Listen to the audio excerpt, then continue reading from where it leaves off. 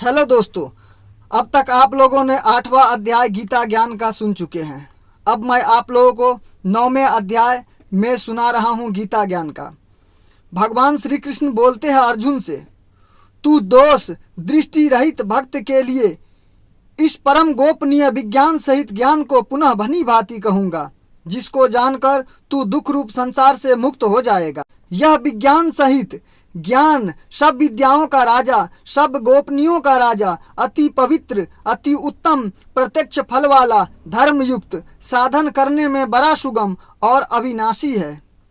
हे परंतप अर्जुन, इस उपयुक्त धर्म में श्रद्धा रहित पुरुष मुझको न प्राप्त होकर मृत्यु रूप संसार चक्र में भ्रमण करते रहते हैं। मुझ निराकार परमात्मा से यह सब जगत जल से बर्फ के सदृश परिपूर्ण है और सब भूत मेरे अंतर्गत संकल्प के आधार स्थित है, किंतु वास्तव में मैं उनमें स्थित नहीं हूँ। वे सब भूत मुझ में स्थित नहीं है, किंतु मेरी ईश्वरीय योग शक्ति को देख कि भूतों का धारण पोषण करने वाला और भूतों को उत्पन्न करने वाला भी मेरा आत्मा वास्तव में भूतों में स्थित नहीं है। जैसे आकाश से उत्पन्न सर्वत्र विचरण करने वाले महान वायु सदा आकाश में ही विचरण करती है, वैसे ही मेरे संकल्प द्वारा उत्पन्न होने से संपूर्ण भूत मुझ में स्थित है, ऐसा जान। हे अर्जुन, कल्पों के अंत में सब भूत मेरी प्राकृतिक को ही प्राप्त होते हैं, अर्थात प्राकृतिक में लीन होते हैं, और कल्प के आदि में उनको मैं फिर रचता हूँ। अपनी प्राकृतिक को अंगीकार करके स्वभाव के बल से परतंत्र हुए संपूर्ण भूत समुदाय को बार बार उनके कर्मों के अनुसार रचता हूँ। हे अर्जुन, उन कर्मों में आसक्ति रहित और उदासीन के सदृश स्थित मुद्द परमात्मा को वे कर्म नहीं बांधते। हे अर्जुन, मुझ अधिष्ठात्रा साकाश से प्राकृतिक चराचर सहित सर्व जगत की रचना है और इस हेतु से ही यह संसार चक्र घूम रहा है। मेरे परम भाव को न जानने वाला मूढ़ लोग मनुष्य का शरीर धारण करने वाला मुझ संपूर्ण भूतों के महान ईश्वर को तुच्छ समझते हैं, अर्थात अपनी योग माया से संसार के उद्धार के लिए मनुष्य रूप में विचरण करते हुए मुझ परमेश्वर को साधारण मनुष्य मानते हैं। वे व्यर्थ आशा, व्यर्थ कर्म और व्यर्थ ज्ञान वाले विक्षिप्त चित्त अज्ञानी जन राजसी, आसुरी और मोहिनी प्राकृतिक को ही धारण किए रहते। परंतु हे कुंती पुत्र अर्जुन, देवी प्राकृति के आश्रित महात्मा जन मुझको सब भूतों का सनातन कारण और नाश रहित अक्षर स्वरूप जानकर अन्य मन से युक्त होकर निरंतर भजते हैं।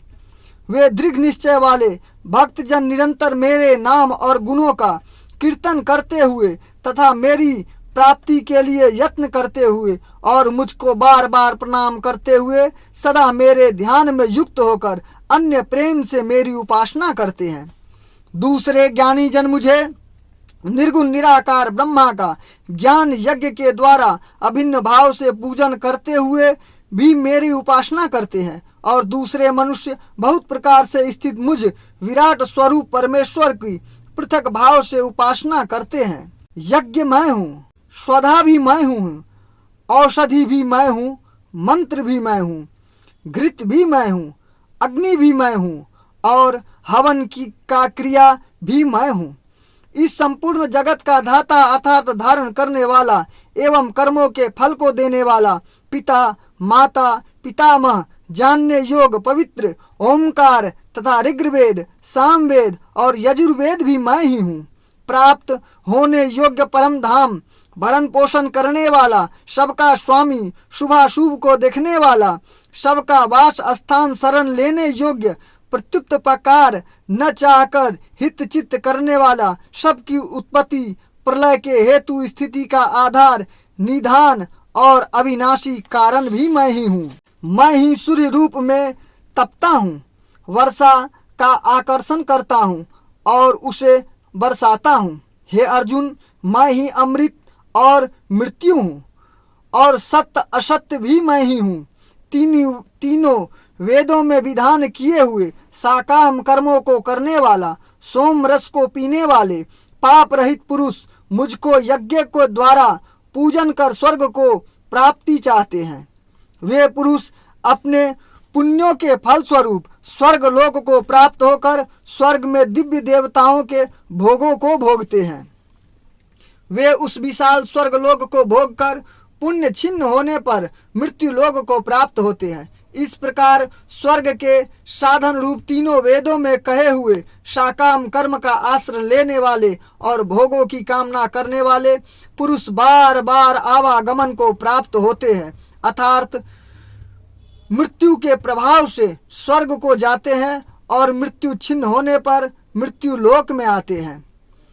जो अन्य प्रेमी भक्तजन मुझ परमेश्वर को निरंतर चिंतन करते हुए निष्काम भाव से भजते हैं, उस नित्य निरंतर मेरे चिंतन करने वाले पुरुषों का योग क्षेम मैं स्वयं प्राप्त कर देता हूँ। हे अर्जुन, यद्यपि श्रद्धा से युक्त जो साकाम भक्त दूसरे देवताओं को पूजते हैं वे भी मुझको ही पूजते हैं, किंतु उसका वह पूजन अविधि पूर्वक अर्थात अज्ञान पूर्वक है, क्योंकि संपूर्ण भूतों का भोक्ता और स्वामी भी मैं ही हूँ, परंतु वे मुझ परमेश्वर को तत्व से नहीं जानते, इसी से गिरते हैं अर्थात पुनः जन्म को प्राप्त होते हैं। देवताओं के पूजने वाले देवताओं को प्राप्त होते हैं, पितरों को पूजने वाले पितरों को प्राप्त होते हैं, भूतों को पूजने वाले भूतों को प्राप्त होते हैं और मेरा पूजन करने वाला भक्त मुझको ही प्राप्त होते हैं। इसलिए मेरे भक्तों का पुनः जन्म नहीं होता।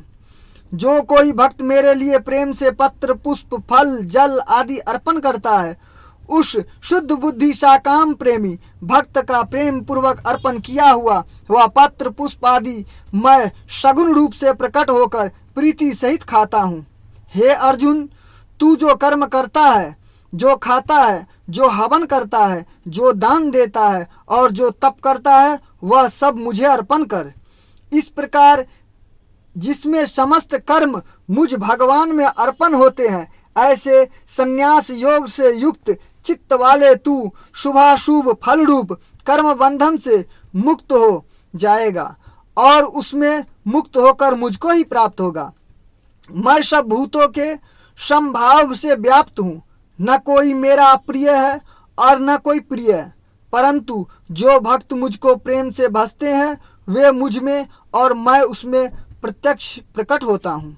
यदि कोई अतिशय दुराचारी भी अन्यत भाव से मेरी भक्ति करता है, मुझको भजता है, तो वह साधु ही मानने योग्य है, क्योंकि वह यथार्थ निश्चय वाला अर्थात अपने भली भांति निश्चय कर लिया है वह परमेश्वर भजन के समान अन्य कुछ भी नहीं है। वह शीघ्र ही धर्मात्मा हो जाता है और सदा रहने वाली परम शांति को प्राप्त होता है। हे अर्जुन, तू निश्चय पूर्वक सत्य जान कि मेरा भक्त नष्ट नहीं होता। हे अर्जुन, स्त्री वैश्य शूद्र तथा पाप योनि चांडाल आदि जो कोई भी हो वो भी मेरी शरण होकर परम गति को प्राप्त होते हैं। फिर इसमें कहना ही क्या, जो पुण्यशील ब्राह्मण तथा राजश्री भक्तजन मेरी शरण होकर परम गति को प्राप्त होते हैं।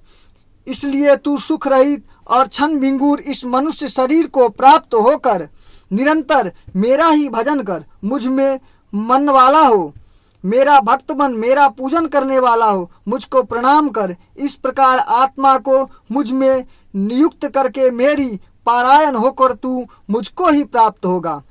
ओम तत्सदिति श्रीमद्भगवद गीता सुपनिषु ब्रह्म विद्यायाम योग शास्त्रे श्री कृष्ण अर्जुन संवादे राज विद्या राजगुहा योगो नाम नवमोध्याय समाप्तः। तो दोस्तों, आप लोगों ने गीता ज्ञान का 9वें अध्याय का कथा आप लोग अभी सुने हैं। अब आप लोगों को आगे गीता ज्ञान का 10वें अध्याय का कथा सुनाएंगे। दोस्तों, यह कथा इंसान का जीवन को परिवर्तन कर देगा।